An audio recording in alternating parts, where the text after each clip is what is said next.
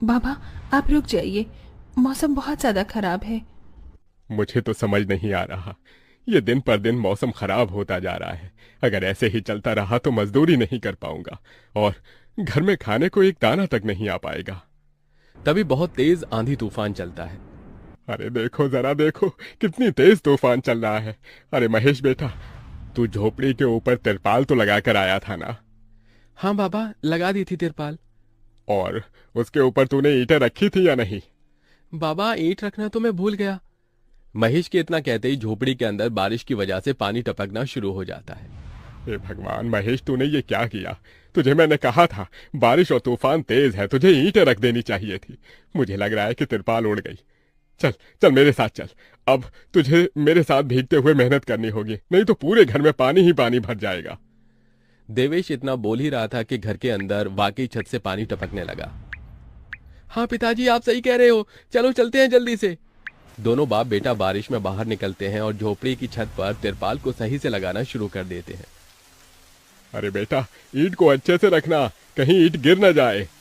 ठीक है पिताजी, सही सही रखूंगा। महेश इतना कहकर अच्छे से ईंट से तिरपाल को दबाने लगता है, जिससे छत ढक जाती है और झोपड़ी में पानी टपकना बंद हो जाता है। लेकिन इसी के चलते हुए बेचारे दोनों के दोनों बहुत बुरी तरह भीग जाते हैं। अरे चलो बेटा, बहुत ठंड हो रही है, बाहर घर में चलते हैं। चलो, बरसात में मौसम बिल्कुल ठंडा हो गया है। हाँ पिताजी, आपने बिल्कुल सही कहा, चलिए। जब दोनों बाप बेटा घर के अंदर आ जाते हैं तो मेघा उन्हें सूखा कपड़ा देती है और अपना शरीर पोंछने के लिए कहती है। आप लोग अपना शरीर पोंछ लो और सूखे कपड़े पहन लो, नहीं तो ठंड लग सकती है। मेघा के दिए हुए कपड़े दोनों पहन लेते हैं। तभी बीमार शकुंतला बिस्तर पर पड़ी हुई मेघा से कहती है। अरे बेटी, तूने खाने के लिए कुछ बनाया नहीं? माँ, मैं बारिश के रुकने का इंतजार कर रही हूँ। घर के अंदर खाना कैसे बनाऊंगी? सारे में धुआं ही धुआं हो जाएगा।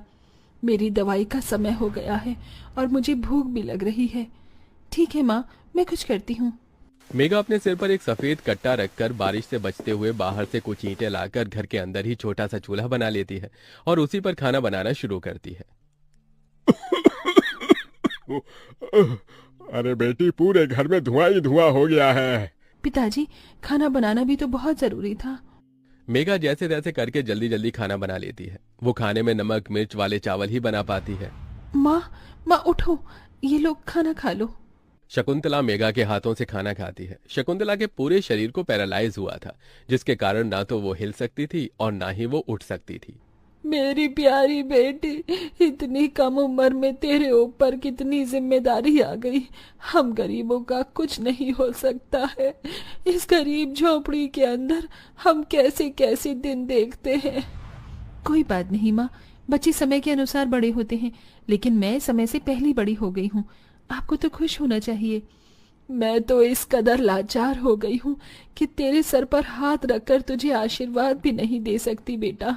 शकुंतला की आंखों से आंसू निकल रहे थे। मेघा उसके आंसू पोंछकर अपनी मां को हौसला देती है, जिसके बाद वो अपने भाई और पिता के साथ बैठकर खाना खाती है। बारिश होती ही रहती है, लेकिन बारिश रुकने का नाम ही नहीं लेती। खाना खाकर वो सभी सो जाते हैं। आधी रात के समय जिस तरफ शकुंतला का बिस्तर होता है, वहां पर पानी टपकना शुरू हो जाता है। अरे ये क्या, पानी टपक रहा है। मेघा, मेघा, लगता है सो गई। अब मैं क्या करूं? ये पानी तो धीरे धीरे टपकता ही जा रहा है। शकुंतला रात भर अपने ऊपर टपकते हुए पानी को ऐसे ही झेलती रहती है, जिसकी वजह से सुबह तक उसके पूरे शरीर में बुखार फैल जाता है।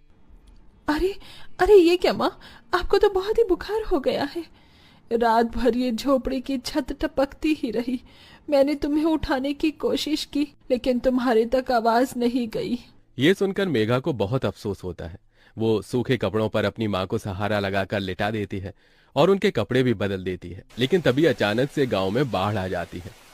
अरे अरे ये क्या हो, यहाँ तो पानी भर रहा है। अरे लगता है गांव में बाढ़ आ गई है। अरे हम लोग क्या करें? अरे बेटा महेश, अरे भाई, अपनी माँ को कंधे पर उठा, नहीं तो हम सभी बह जाएंगे। अरे पानी में कोई जुगाड़ करता हूँ बेटा। देवेश फौरन घर के बाहर जाता है। जहां वो आसपास देखता है, उसे एक रेडी दिखाई देती है। देवेश उसे लेकर आता है, जिस पर शकुंतला को लिटा देता है। अरे चारों तरफ पानी ही पानी हो रहा है, हमें अब यहाँ से जाना होगा, नहीं तो पानी में हम डूब जाएंगे।